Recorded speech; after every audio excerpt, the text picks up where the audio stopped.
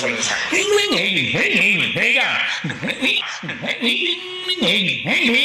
இவங்கெல்லாம் போக மாட்டாரு, அரசியல் வழியில் இறங்கி வெற்றி பாதையை நோக்கிறார்.